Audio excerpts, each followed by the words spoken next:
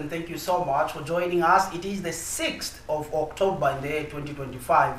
I'm Tapelo Joe Smarter and welcome to Camnet TV's Rise and Thrive Breakfast Show. Today, like always, we do have a guest, and I am talking about Mr. Winter Muvombo. He is the Managing Director for Muvombo Development Initiative.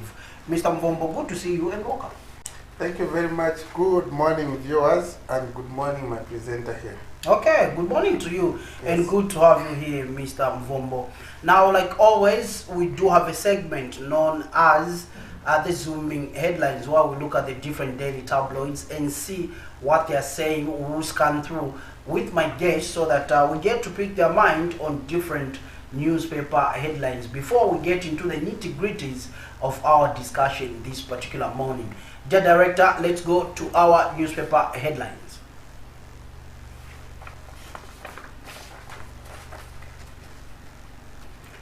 Okay, we're getting ready with the newspaper headlines. There we are, and we go to the Daily Nation. Now, the Daily Nation comes up with a screaming headline: "Beware of praise singers, Father Kabungo. Catholic priest advises the presidency against surrounding itself with praise singers, warns that blind flattery is the cause of leaders falling from grace." Director? Unfortunately, it's okay. Okay. Mostly, I'm sure, let's not just maybe look at the person who has said it, but I think it is also okay to be said that leaders mostly, they tend to be blind towards their informers. Okay. So when you are overplaced, you lose focus. So as in short, what he's trying to say is that there is need to check facts. Okay, despite of the information that you get, despite of the praises that you get, but it's important also to reflect, is it true? Okay, so here I'll give you one example. During Kaunda's time, despite Kaunda having intelligence system that we are briefing him, the security wings, Kaunda had also, if you remember, vigilance. We are giving him direct information that happens from the compounds and from the sectors of society. Okay. But Kaunda also had his own way of getting to the bottom of the story. So I'll give you some of these things that Kaunda used to do. We'll give you to start a topic in a particular bar. Okay. And Kaunda will drive there at night himself. Okay, in a very easy vehicle, get on the bar, just to tap that information, and you'll find you discussing with other people. His interest was to see the reaction. What are the people thinking about him? So it was easy for him to get first-hand information. Now, what the father is trying to say there is that mostly when leaders are at the helm of leadership, there seem to be other people who come closer to them, who want to build a strong wall that other people, no matter how truthful the information they have, may not have access to the sitting president. We have seen it. We saw it with Rupiah Banda. That's what led Rupiah Banda to lose in 2011. Okay? It started in 2010. Some of us, we opened up with Rupiah Banda. The people that surround you, they are blindfolding you, they are giving you false information, false praise. You may lose the next general election. Rupiah Banda could not listen. Actually, if you remember, he had traveled out. The time he was coming back, he was opening a cement plant in Dola. If you remember, I can take you to that message where Rupiah Banda was saying, "I've been briefed by my people that we are winning this election with a round victory. No one is going to dare us." What happened thereafter? Rupiah Banda was swept in the wind of confusion. So be careful and be wary, especially this time where we are going towards general election. Okay. You need to have information that is credible. This is the time when head of states need to interact with a very common person. If it is from your structure, interact with the ward chairmen, interact with the constituency chairmen, interact with the district chairman, interact with the province. This is the time when those who want to seek re-election should interact more with the structures so that you get the position of the party at heart. Okay. Then in terms of the economy, interact with people in the markets. Have a message for them, mingle with them. Mingle with the pastors in churches. Mingle with every person who is found on the street, because the important information they have may not reach you by the time you wait for it to come on your table. Okay. So quickly, Mr. Mvombo, let's quickly go on a break, then we'll be right back after this short break.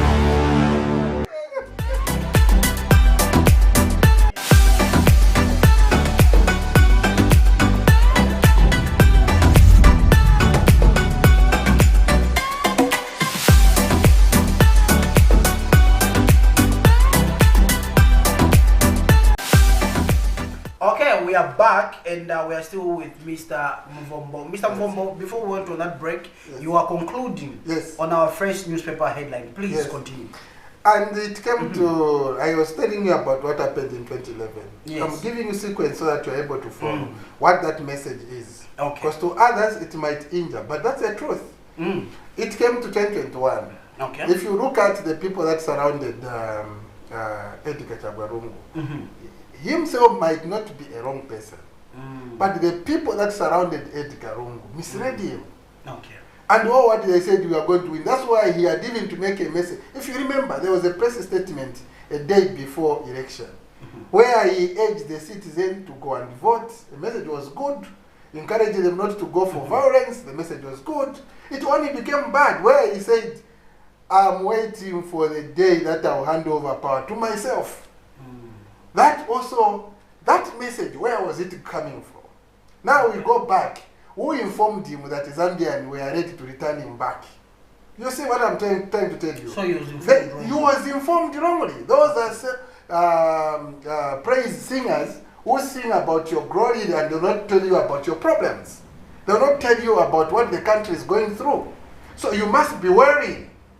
A good leader does not end at his table. He goes and check what they made in the kitchen. How is he served? So it doesn't end at the food you eat at the table. Where is the food coming from? You have to go back and check how well that person who prepare your meal. Because the health of the food goes back to the kitchen. Okay? And the server, the waiter, who comes to put the food on the table, how well are they served? Okay. Sometimes you have to die of your ego and go down. That's what that message is saying from the Father. Okay. So I'm urging also that anyone at the top leadership of any political party, you need to have information beyond the normal reporting channel that you have. Get to the bottom. Understand the nitty-gritties of what people are saying. Because otherwise, when people stop talking, they keep quiet, be wary, because they might talk through the ballot. Okay. Okay, let's go to another daily tabloid as Mr. Mvombo is weighing in on our newspaper headlines this particular morning. Okay. We go to a News Diggers. It runs with a screaming headline. This nonsense isn't for us. PF disowns Mumbipiri. Bemba Easterner candidates failed in 2021. Okay, Mr. Rafaoda Kachinda, PF faction Secretary General, did have a press briefing where he made those remarks. Mr. Mvombo, your 2 cents on that particular matter before we get to the nitty-gritties of this discussion. I'm really disappointed as a youth to find that our elder people we should look up in politics as a reserve of knowledge, to be the one who wants to parade the message of tribalism. You see, it was a confirmation from the Secretary General when he was in Chirundu, when he was telling people to say there are people who wants to use tribal to get on to ascend to power using the political tack, the political tribal tack. It is very unfortunate because you see, tribalism has been preached, and those who preach it to the nation and accuse others, they have now been caught in a web. This is how lies goes. Remember, we say lies has got no legs, but it has got legs, but they are just shorter. They can't run faster than the truth. Now, truth has come. The people have been saying the UPND tribe, if you remember, they have been accused, and sometimes it has been used to disadvantage their opponent. But now they are caught themselves at the center of the world. And I want to say, this is just but the beginning. There is more to wait as we are going towards the intra-party election. What you just saw Mumbipiri is telling you, is trying to tell you that it's only these 2 tribes that can ascend to that political party. Why should that be the case? Perhaps the people look at themselves as more special than the others. Remember, Zambia has got 72 tribes. And actually even more than 72 tribes, because you have Chinese now who have born children with our sisters here in Zambia, whose tribe have not been identified. So we cannot say 72. There are more than 72. You understand? What I'm trying to tell you is that we should treat all tribes equal. Okay, but my question, Mr. Mvombo, yes. Don't lose your thought. Yes. My question is, when it comes to the ordinary Zambians, yes.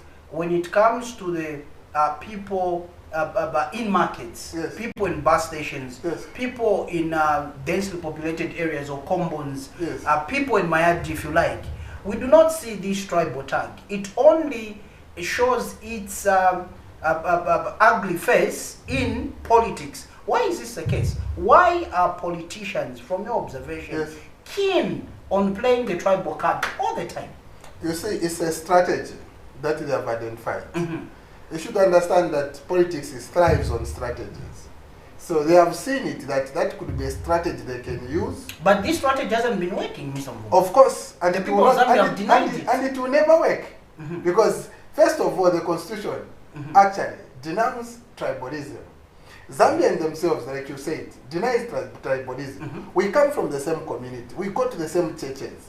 We both on same buses. We don't look at tribe. You understand?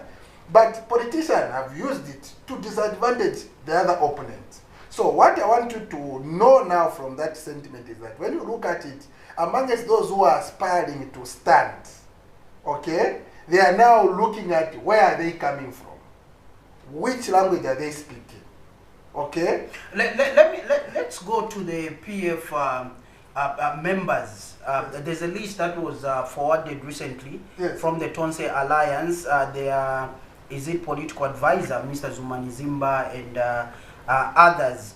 But before that, there was a list of candidates that paid, is it 200,000 to contest? Yes. I'll start. For the sake of transparency, I'll mention a few names. We have Mr. Grayford Monde. Yes. We have Mr. Emmanuel Mamba. We have Mr. Brian Mundubile. Yes. We have Mr. Mchotwe Kafuaya. We also have Mr. Geoffrey Waliamwamba. And many others that offer themselves to stand on the PF ticket. Now, since we are talking tribe names, we have Mr. Grayford Monde. So, he's part of PF, and if these sentiments are coming from the Patriotic Front, how does that make him feel as a candidate on that particular list of presidential candidates? Mr. Nakachinda himself, how does it make him feel? Mr. Given Lubinda himself, who has held this faction of the PF together, how does it make him feel that the former Secretary General of the former ruling party, which is now the opposition political party, can issue statements like the only person who can lead the Patriotic Front should be an Easterner or a Northerner? It's a slap on their face. Because when they used to accuse others, they never estimated that actually it was brewing. Yesterday, I'll tell you one thing. I was in one of the forums, and somebody went, remember we issued a statement regarding yes, so we'll be coming to that statement. Yeah, so someone was saying, why should we be talking about this? And I told them to say, when you see fire on your neighbor's house, be willing, even at midnight, to go and put it off. Otherwise, the moment the neighbor's house is done, yours follows. So when you see the other party fight in tribal lines, let us not underestimate it.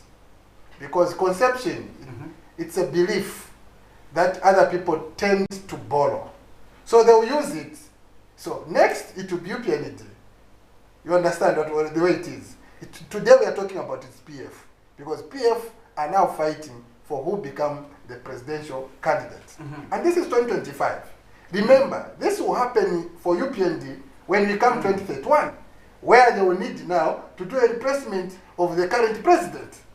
So if we don't kill it in PF, if we don't zero it in and make sure that tribe does not become a requirement for one to become a president, it will come to UPND. That's what they're going to use. But to cement on the PF, it really put them as a race individuals. If I ask you and you want to bring a political tag, a tribal tag on me ascending to power, I feel it's an insult. Shouldn't the PF Secretary General be commended? The faction, we've got factions here, so Mr. Nakachinda comes from this other faction led by Mr. Given Lubinda. Shouldn't he be commended for coming out strongly and nipping tribalism in the bud in the Patriotic Front? But the question is, how far is he going to go? Of course, he can issue that statement. You see, I can issue a statement, stop fighting. But if you knew fighting is there, are you going to stop? So you may see another way of protruding tribalism. It will still be there. So what is needed is everyone to accept that tribalism in Zambia is a non-starter. Requirement of one become the president of any political party is ideologies that you advance towards the development of this country. We should always accept. Remember this country, moderator, before we talk about tribalism, there was a time when we used to vote for songs. Do you remember? It is that kind of belief. So we need to realize that for one to become a good president, must have a good message, and not message of character assassination. To talk about who you are, it's about what you stand for. Okay. Is it in line with our own GDP? Is it in line with our own agenda of developing this country? Our vision? Is it aligning with Vision 30, Vision 60? You understand? So, if you are going to look at what language you speak, we are less, actually that is pettiness. We should not go to that kind of thinking. What you should be advancing is that what is it you are going to do on free education? What alternative do you have? Okay. On social cash for work, what alternative do you have? So we should do UPN versus what you are bringing. Since we are trying to cut the tree, which we don't want this particular tree to bear the fruits of tribalism. Yes. Because, come on, politicians should know better. Yes. There are intermarriages have taken place. Exactly. You find somebody from Western Province, Elozi, getting married or marrying somebody from Chipata. Some from Northern Province, Bemba, getting married to somebody from... You have gone very far. Just there, from the list you mentioned, Emmanuel Mwamba is married in Southern Province. Oh, yeah. You have got Story Churufia. He's married in Southern Province. So when you talk about the tribe, how are your children feel? So let me ask these questions. Do these politicians have conscience? Because look, we know their backgrounds and we don't want to bring it out here because they are not here to defend themselves. Yes. But we know that these politicians, most of them have intermarried. Yes. But you find that they're the ones that are even in the loudest of being in the forefront of championing tribalism. When your children's names have got names like Smarter Tembo,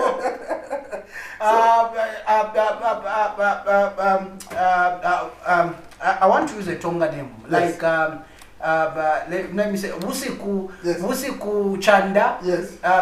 You know, there are these intermarriages. Then you find that that's a person who's in the forefront of championing tribalism. Are politicians, especially the modern day politicians, sincere to the Zambian people? They are not sincere. And perhaps also, you know, politics is also as a strategy of propaganda. But is this strategy good or it's detrimental to the development of this country? It is not. In the fact, in them, in their mind, they think they can use it to nuke people. But the fact on the ground is that tribalism will never be used to usher in a political party in the political landscape of Zambia. Because all tribes have grown. With time, Zambia today stands at 21 million Zambians. When we divide it, you find that all tribes have developed. All tribes have even now integrated. You may find Easterners in Western Province, Easterners in Southern Province, Easterners in Northwestern Province. You find Westerners in Eastern Province. It's one Zambia, one nation. President President goes a step further by saying one people. So why are politicians? Let me ask this because you interact with these politicians. Yes. And since you are here, yes, we'll take this opportunity to fire these questions to you. Yes. Why are politicians keen on dividing this beautiful nation based on tribe? We've seen this before and it's still happening.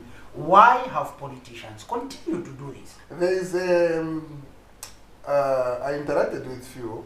There's that notion, a belief to say the Northern Bloc and the Eastern Bloc are the most majority citizens of this country. So always people want to remove them, to circle them out, to say we can win if at all ourselves will come together to remove the other one. Is that possible? It is not. Is that possible? That it is not. Because if you are a strategist, yes, if you are a politician like you, Mr. Yes. Mvombo, Yes. you're a keen observer. Yes. You know that the swing states or provinces in Zambia is the Copper Belt and Lusaka province. Yes, yes. So even if Eastern votes or Northwestern votes or Southern and Western vote, they can't usher one person. If Southern and Western vote, they can't usher one person. If Northern and Eastern vote alone, they can't usher one person. That's true. So why are politicians keen? It's in the absence of the law. The law must also stand its own ground, and also those who will tend to enforce the law must ensure that nothing of tribal talk in the public is allowed to flourish. So those who advance political tribe must be called upon to account for their words. Do you know why? It's because it is a cancer that we need to eliminate. It's a seed that we need to uproot. If we don't score on this one, if we do not call the law enforcers to move in, whoever talks about tribal, whether in a political party, whether it is at a marriage, wherever it germinates, we should target it and shoot it there and kill it. Do you think we need harsh punishment? Exactly. Exactly. It should be an unbailable offense. Why should we allow tribal talk that separate individuals? and cage someone who has stolen a pen for life. Are we being fair? You understand? For me, you would rather target the one who wants to separate individuals. Okay. Because separating individuals is lessening development. The integration we have, my brother, about people, individuals that we have intermarried. Imagine a country without intermarriages. The country could have splitted. Development could have drained where certain tribes do not have seen a president ascending to power. You understand? But we are where we are because we have embraced one Zambia, one nation. So we should not at any cause, by whoever preach it, allow tribalism to be manifested, either in the opposition or in the ruling. Tribalism is tribalism, and it must be condemned on its strongest terms and terms. Okay. Therefore, we call on the police to be vigilant on this. Ensure everyone who is tribal talk in the public to divide the people be brought to book. And they must be. Actually, I'm happy now that the president has issued the technical committee to look at the amendments. I'm asking if they can also increase the sentencing term for one who castigate and instigate tribal talk amongst the united force of this country, the Zambian people. Okay. So we got to the comments, Mr. Mvombo. We have given JM. In fact, yesterday you wrote an article on tribalism, and we intercepted that, and we decided to put it on our Facebook page. And some of the comments that came through are from Given JM. He says the PF in this particular issue are deep-rooted beyond redemption. They are advancing one of the factors that made them lose in 2021 election. Though some people are shamelessly doing some damage control, it can't work. It's actually a reminder of their past records. This same issue has made some of them to be in conflict with law, and that is the testament of their true colors. I want to come to this particular comment, Mr. Mvombo, from Richard Smwala. And I must make mention that I attended this press briefing during the funeral of the former president, Mr. Edgar Chagwalungu, at the Patriotic Front Secretariat. Now, Mr. Richard Smwala says, I'm a northerner, and during ECL funeral, the PF said it loudly and clear, no Tonga or Lozi songs. And Wolwind and Raphael are expecting to win at the convention. Zaelo, wake up. Now, I was at the PF Secretariat. Now, the DJ played a Tonga song.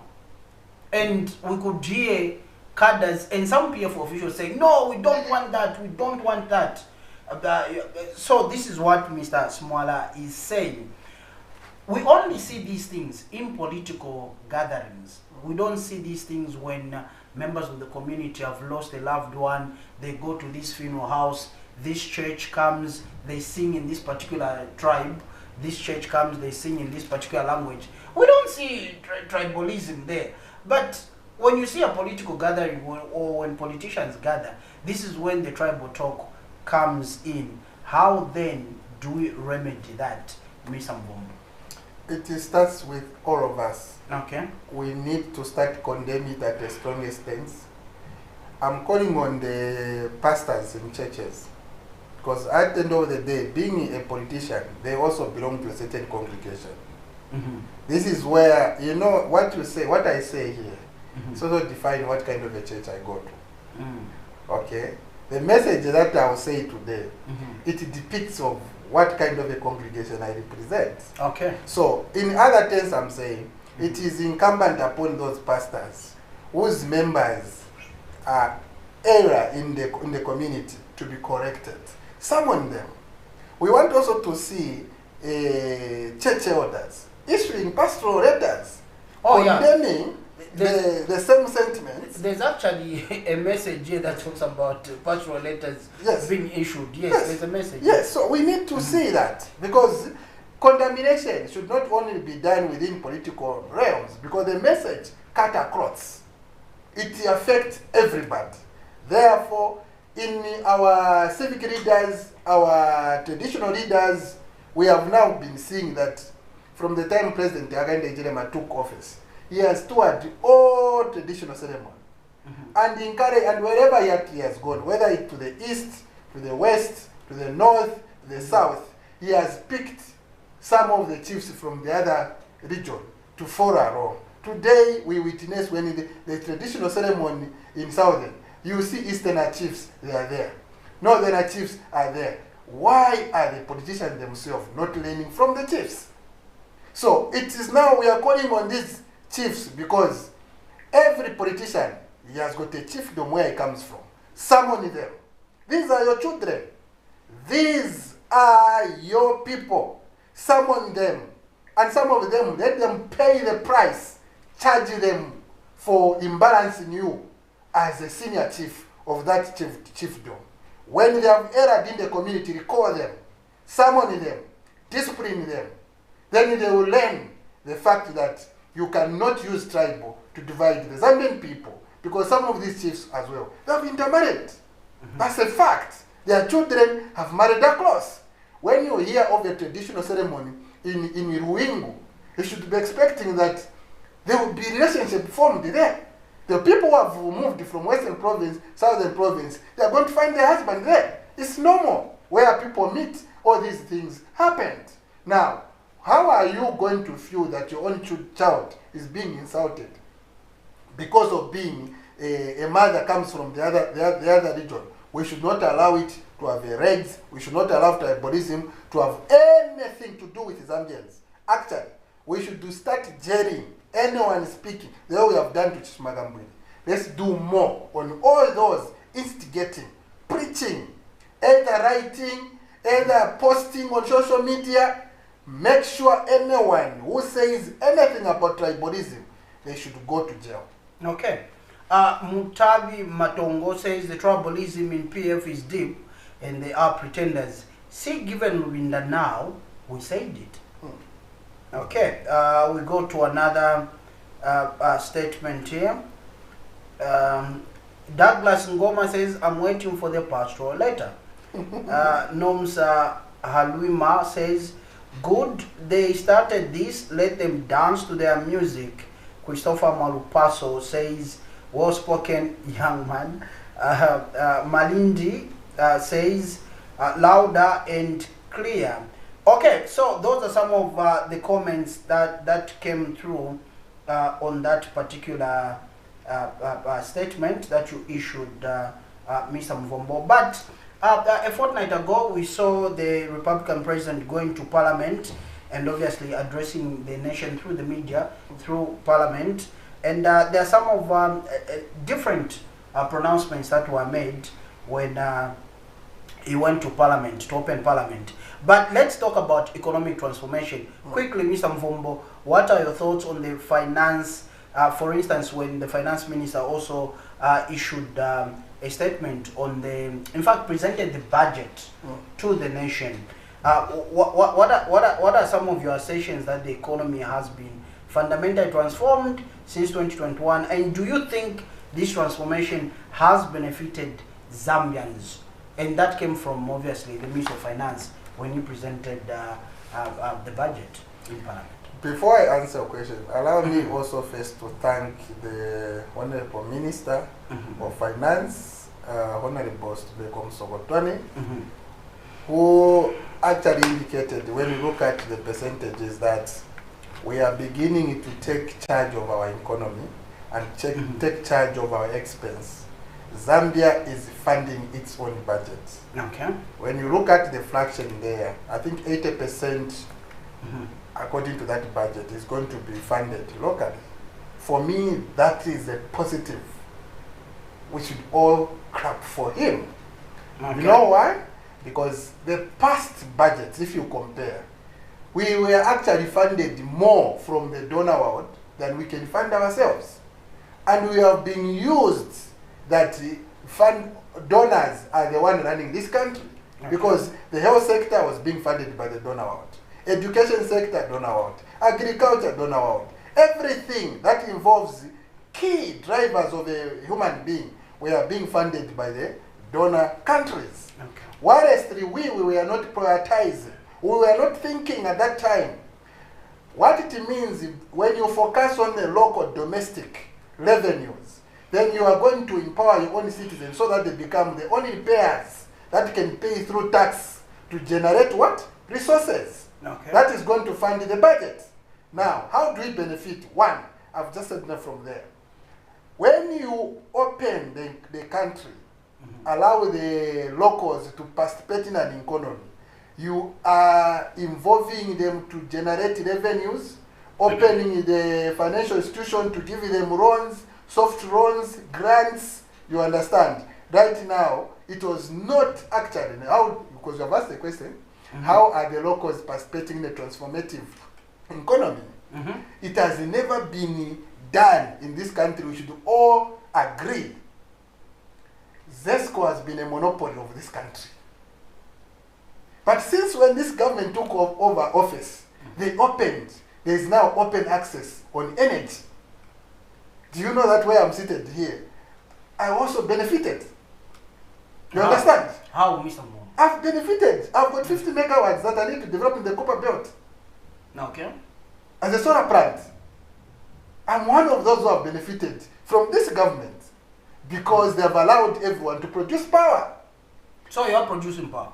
We are about to produce now. We are just trying to seek financial closure for our financial institutions. But what I'm trying to tell you is that we are amongst the 1,000 we need to produce power for this country. That is how citizens should benefit. Opening more so that Zambian participates. Okay. And not only that, when you look at agriculture, Zambia has now opened up and we have started producing our own fertilizer. What has it done to the Zambian people? More jobs created. And what has it done to the Zambian people? We are now exporting to 8 countries. What has it done to us? More revenues. And you have seen the kwacha gaining and the dollar stumbling. That is how we benefit as a country. So yes, the government has done quite a number of a lot. When you look at infrastructure per se, you can agree with me that today, not too long ago, you saw the minister going to Chifunaburi, a road that was abandoned since 1964. No tarmac ever. It is going to be put in a bituminous road. Okay. Mokambo Road. So, Mr. Mvombo, yes. we are winding up, so I'll be giving you a minute each for our remaining discussion points. Debt restructuring, how do you view the debt restructuring agreement with creditors, and do you think it's a step in the right direction for Zambia's economic recovery? 1 minute, 60 seconds. Let's begin. We can take it back to 2020 when we defaulted. How was the country looking like? We started going on the negative. Okay. And soon after the UPND took over, they started the negotiation, which the PF failed to secure, the debt restructuring. You should always remember that. But UPND has managed to secure, and after they secure, the economy was now pushing in the positive trajectory, up to about 3%. That is a positive direction. The economy now is at a boom. Only what I'm asking the UPND to do, to add to debt restructuring now, I want to urge, I hope the president can hear this message from me. Make sure that you remove the ban at Zambia Procurement Authority. The reason why this economy cannot perform better is a ban where only a threshold of 1 million is allowed actional sales or purchase in ministries. That ban is killing this economy. Zambia is booming, and I'm urging Mr. President to move in quickly. Advise either maybe leave it at 10 million. Ministry should be allowed to buy small things at a total value of 10 million without putting the tenders on EGP. Allowing them to do a lot so that there is a lot of transaction. There is money in an economy. You understand? You cannot allow the country to grow the other hand, and again you are limiting the way business is being done. So make sure that is the only sector that is not allowed money to be on the market. And you and me, we are complaining because there is no business between a private sector and the public sector. As a result of that threshold of 1 million, and everything above 1 million, it goes on EGP on open tender, where it stays there for 1 month. Sure, Zambians, when do we become such kind of thinkers that we allow a tender to be on EGP for 1 month. Nothing is happening. Patients are waiting for drugs for 1 month. We should revisit that law. It is disadvantaging Zambian, and we must make sure that we give ample time for these ministries to engage with the private sector so that there is boom in an economy. Let's allow more transactions. Okay. Investment and growth. What are your expectations for the new investments in various sectors? And do you think they will drive economic growth and create opportunities for citizens? 60 seconds. Just like I heard the Minister of Commerce saying we are now opening up the local investors to have same incentives as those of foreign direct investment. I'm also encouraging that we can also give incentives to the locals. The president has demonstrated that by giving us power for 15 hours in the local compound. Let's do that. Even in terms of empowering, let's do that. Talk to the financial institutions to allow a certain freeze of a ban of how citizens can afford access for funding. It's doable. We can do it.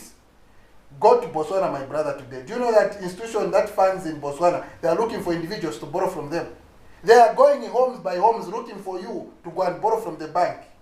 Why is it that just a river in between here, it's very difficult to access funding? We have got people with good proposals, business, bankable documents, but they are failing to access because of what? The credit, the percentage of interest, the charges we are charging them are too high.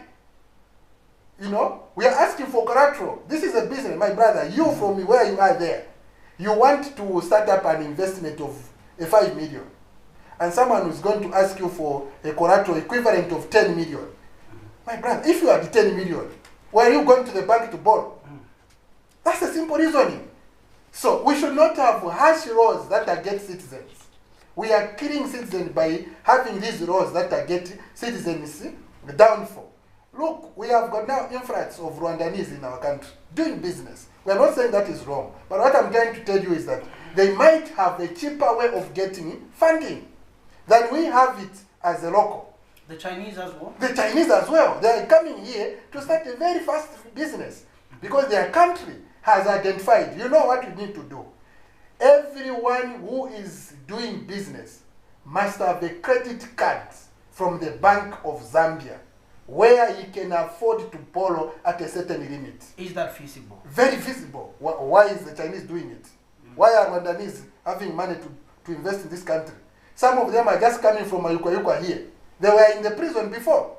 Right now, when they come out, they have got funding. And boom, they are running the markets. To you and me, we go and buy things from them. So what we need to do, my brother, to support a marketeer at the market, support that plumber at the market. We need to open this economy so that every Zambian becomes millionaire. I want to ask the UPND regime before they are out of this government to raise its own millionaires. How? I tied to the component of CDF. Remember, government has just increased that CDF to 40 million. Now, there is an elapse, there's a lacuna there.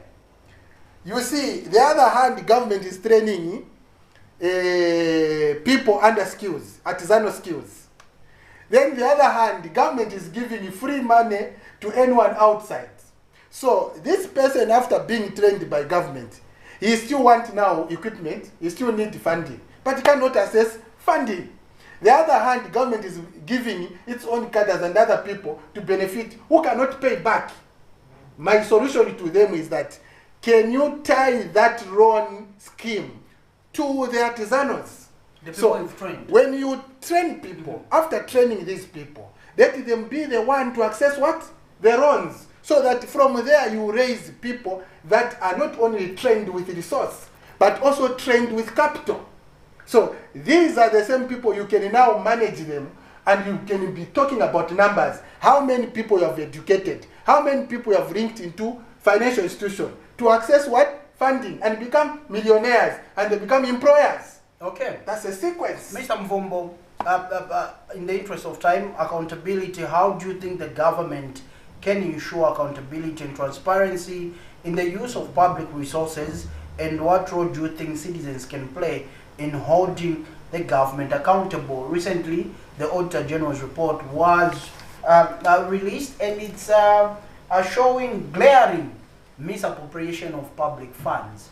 How should government ensure that there is accountability when it comes to public resources? Fire all the internal auditors. Fire them. Why do you effect? Yes. Where were they to monitor transactions? Because every government, every stage at what government is spending, there's an internal auditor there. What role are they playing? They should help government to control funds. Where are they? That's the question I'm asking. These are people who are supposed to monitor how transaction, how procurement is being done. How they are the same people supposed to see how spending is being done. They are the advisors to the ministries. Why do we allow these things to continue? It's because we only target maybe a procurement person, a PS there, and other officers, and leave the internal auditors who continue growing and aiding these illegalities. First of all, we don't have qualified people there to control those transactions.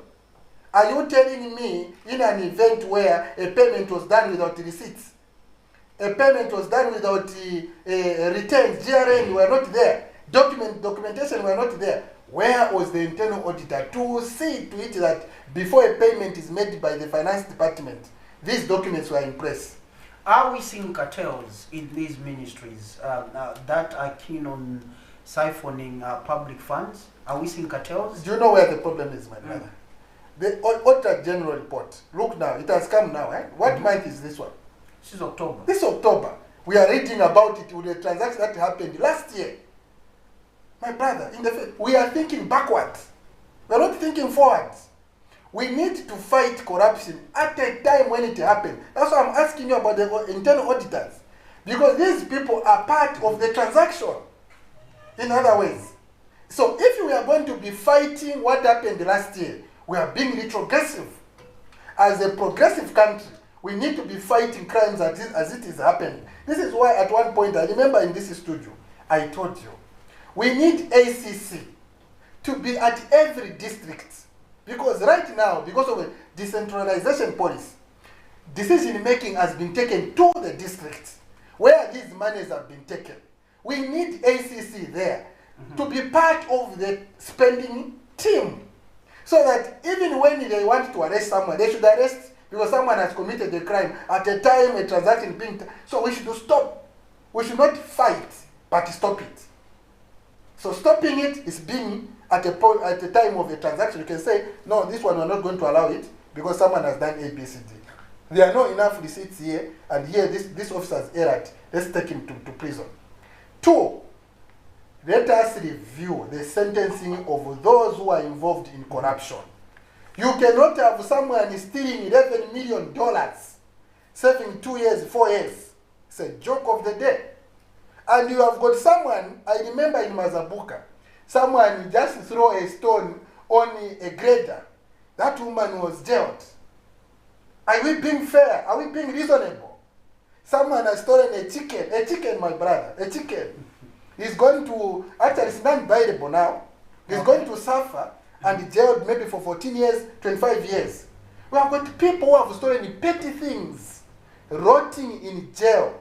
What else? You have got people who are stealing lives of Zambians, who are stealing public resources, who are stealing drugs, who are stealing the resources of this country, who are being massaged and being given 4 years of sentencing because they are politicians. So are you happy with the repealing of Mr. Malanji, the former Minister of Foreign Affairs, and Mr. Fred Sonyamba, former Secretary to the Treasury? Are you happy that the DPP, Council Gilbert Piri, has appealed their sentences? MDI is putting a demand right now. Okay. And I will be actually, when they start... That's your camera? Yes. When this technical committee is sitting, I'm also asking that we appeal the sentencing for corrupt individuals to life imprisonment. And actually, we should not take them to prison to start eating the things that we buy ourselves. No. What we need to do, my brother, we need now to create new prisons, holdings, or correctional facilities, where these individuals who steal public monies are kept alone. They should be isolated from the rest. Their jobs every day is to work for this country. Wherever there is work right now, countries is developing, markets are dirty. They should be brought back to sweep those markets, to pay the price, so that when they are seen in the market, they will be reminded of what they did. You understand? Okay. And at that point, they will learn that to steal public money is an offense. This is why other countries like Muslim world, they have even said when you steal by hand of your right, it is being cut off. And that has become a punitive measure to stop them from what? From stealing. We have got very, I can say, a biblical sentence where we are massaging someone's crime by taking them to Mukobeko and giving them our beans which we are buying, and we are even budgeting. In the budget we put a budget for prisoners. There's a budget there where we are feeding them. They should work for what they eat. Because even me outside here, I'm eating what I work for. Why are they going just to be seated there and they eat for what I work outside here? Okay. That's not being fair. Mr. Mvombo, on that unfair note, we come to the end of this particular edition of the Breakfast Show on Camnet TV. But let me thank you most sincerely for coming through and for speaking your truth. Thank you so much. I hope you're going to call me again to discuss about this matter alone. I want to make sure I submit to this government how we can use this correctional service facilities more help to this country than it is today. The colonial way of keeping people in this correctional service, my brother, has been an expense and a cost to the government. They're supposed to work and produce for this country. This is why you have seen China. The prisoners are coming to this country, they're the one who developing this country. But the money they make goes back to treasury. Why are we not doing the same? Okay, good submission there. I hope the powers that be are tuned in to Camnet TV. Since the Republican president says that he monitors what people post on Facebook, yes, and I'm sure he is a keen follower of Camnet TV. Thank you so much, Mr. Mbombo, for coming through. And thank you, the viewers out there. Remember, we are live on MDI TV, also on CIC TV, and of course on Camnet TV Facebook page, YouTube, and on the Kstream app. We'll see you soon. I've been your host, Tapelo Jos Mata is my name. My guest here, Mr. Winter Mvombo, MDI Managing Director. We'll see you soon. Good morning.